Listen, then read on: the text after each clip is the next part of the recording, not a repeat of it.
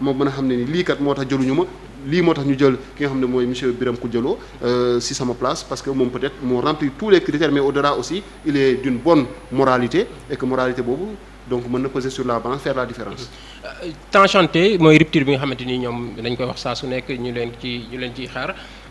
est-ce que du am contradiction bu ñu gisee l'État du Sénégal bëgg a jënd loo xamante ni c'est l'ancien président Léopold Sédar Senghor moom moo ko doon di ay livres pour def ci benn musée est-ce que du am contradiction parce que quoi qu'on puisse dire Léopold Sédar Senghor c'est le père du système moom mooy incarné li nga xamante ni moom moo di système te jàpp nañ ne ñoom xëy na am na ci taxawaay bi nga xamante ni les hommes du système def nañ ko fi ñu war a indi rupture est-ce que tey am na nécessité tey ñuy jël li nga xamante ni moom mooy ay œuvres yi nga xamante ni Senghor defoon na ko pour ñu créer ci benn musée. waaw xam nga mbir moo am bu ñu ko deful keneen dina ko def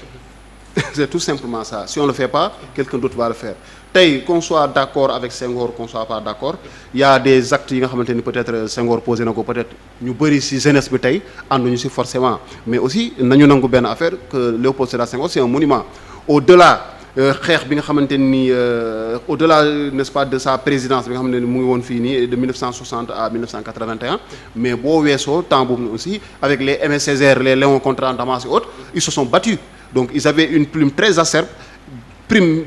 bi nga xamante ni aussi da doon permettre n'est-ce pas dans un langage que l'Occident comprenait ñu mën a défendre un peu ce qu'on appelle les questions n'est-ce pas liées à la négritude et autres de la place du noir n'est-ce pas dans l'histoire mais la place du noir tout simplement ci doxalinu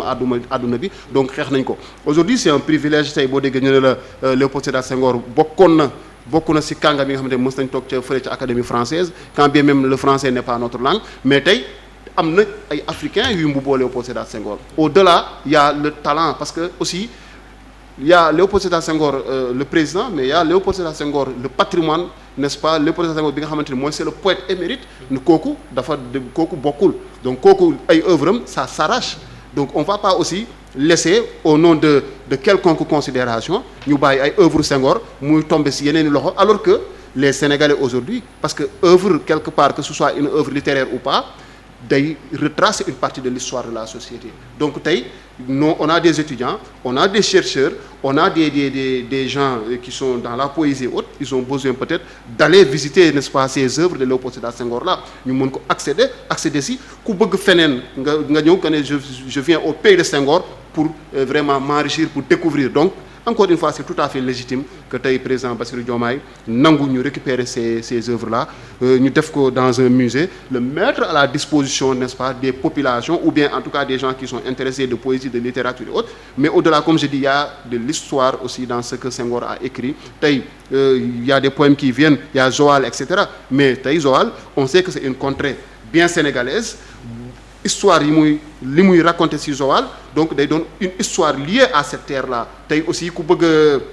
xam Joal peut-être boo liiree le possession nga xam mais ku bëgg a xam Sénégal di nga ko xam mais peut-être qu'il faut connaître un peu la Normandie sans nga dem fa peut-être aussi tey boo liiree œuvre Senghor di nga ci am un aperçu en tout cas man l'homme de lettres qu'il était il mérite tout notre respect même le président qu'il a été il mérite notre respect quand bien même on n'est pas d'accord sur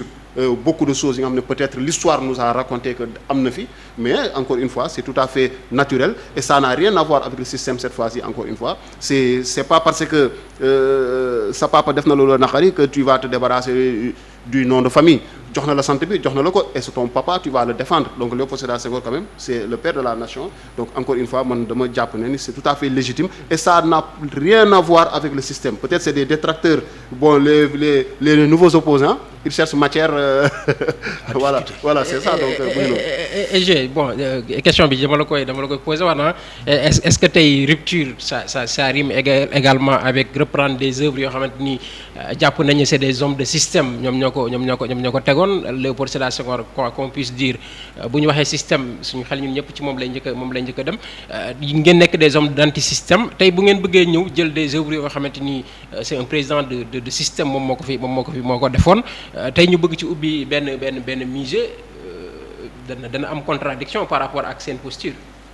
Non, contradiction du am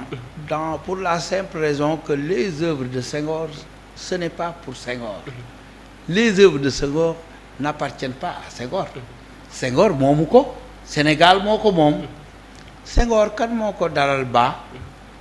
kan moo ko jàngal école. système bi la. ban kan moo ko indi Sénégal la rek. mais système bi la. non je veux dire. Sénégal la. xaalisu Sénégal la ñu utiliser. école Sénégal la ñu utiliser. école Sénégal boobu ci système bi la bokk. te doomu Sénégal moo ko produire. waaw mais ba tey ci école boobu ci système Sénégal dama la bëgg wan ni Senghor patrimoine la bu nga xam ni comme ni nga moomee Gorée. noonu nga moomee Senghor. donc mënuloo jël ay œuvre am li nga moom nga sànni ko. ñun ñoo ko moom. ça n'a rien à voir comme nu ko waxee avec un système. Un système est une manière de faire. Mais les œuvres produites bokkul dara ak la manière de gouverner. C'est extrêmement important. Nit dina produire lu nga xam ni day jëriñ. Monument de la Renaissance bee waaw ki ko produire bu fekkee ni moom dafa tàmm di mandi di taxawaalu di def yëpp dafay tax du ma jël monument de la Renaissance dama koy jël loolu noonu la c'est-à-dire ça n'a rien à voir avec la vie de l'homme mais l'œuvre c'est pour le pays. C'est un patrimoine bu nga xam ni monde bi yëpp dañ ko soxla waaw ñu jëm jox déedéet Bassirou Diomaye Faye daf koy récupérer parce que ñun ñoo fayal Senghor mu jàng ñun ñoo def ci boppam xam-xam ñun ñoo ko yóbbu mu jàngi bi mu ñëwee ñun ñoo ko jox réew mi mu gouverner kooku kon patrimoine la patrimoine boobu mënuñu ko jox keneen ñiy wax na ko ñiy wax daan système anti système ils n'ont rien compris mi ngi mel na ñiy jaawale Angleterre ak pomme de terre xam nga bokkul yëpp terre la noonu rek la demee. am différence mais Angleterre ak pomme de terre différence boobu mu am le Senghor en tant que patrimoine am ak Senghor